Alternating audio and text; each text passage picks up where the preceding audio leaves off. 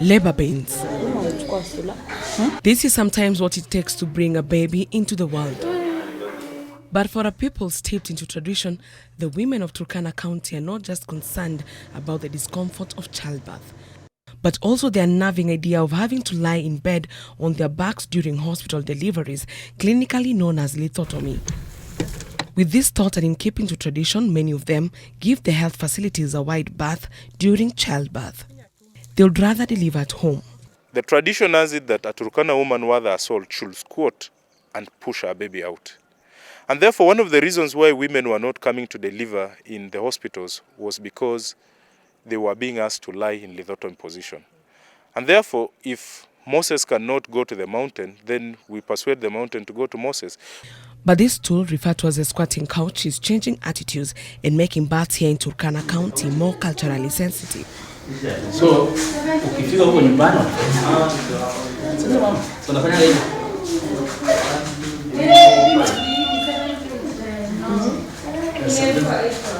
The stool allows women to give birth in hospitals to keep their traditional labor preferences. There will be no tears. But by then, that's been found that there is minimal tears here. And we were thinking what was happening when we have few deliveries in the hospital and we are capturing antenatally. They come for antenatal care, but they deliver in their home. We found out that it's not because of cost, because we have the dispensaries and the health center. Even around the Roto town, mothers deliver at home. So we decided to adopt the traditional but cushion, the squatting cushion.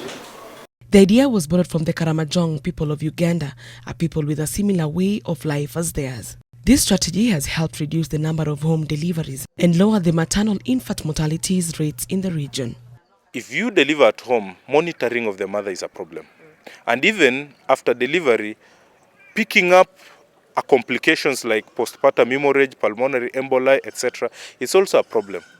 So now what has happened is, by those mothers coming and knowing that the hospital has an option for them to deliver, it means we monitor this mother, we pick complications early, and we institute interventions fairly quickly. So it gives the mother her integrity and her health back, and she can go healthy and her baby is healthy. According to Turkana County's Department of Health, deliveries in health facilities have increased from 6,899 in 2013 to 12,743 in 2017.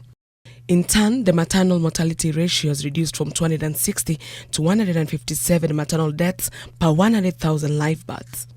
The proportion of maternal death auditing improved from 50% to 90%. This is attributed to the community maternal perinatal disease surveillance and response strategy being implemented in the county.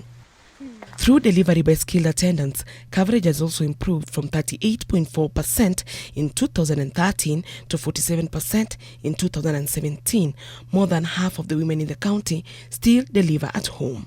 This means 6 out of 10 women risk dying of during and after birth complications. Other than traditional and privacy concerns, there are other reasons why a number of women still give birth at home. And for a long time, accessibility of healthcare in Turkana has been an issue.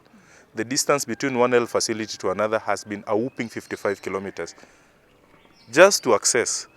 Now, with the county government having picked this as an issue through the CIDP 1, what we call County Integrated Development Plan 1, we decided to put up 158 health facilities to improve access. For every health facility you need to have healthcare workers who not only are going to respond to healthcare needs of the people, including have family. And then there is the issue of attitude. They also say,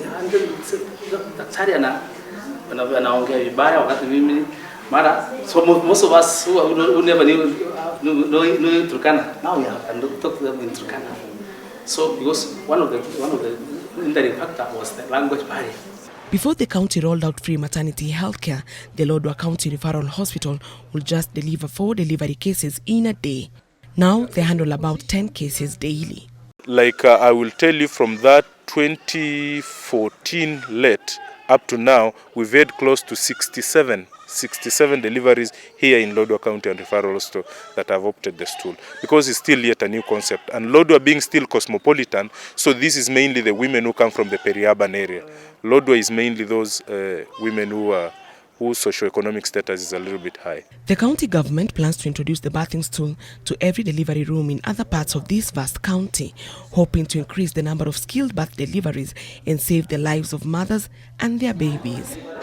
Eunice Omolo, NTV.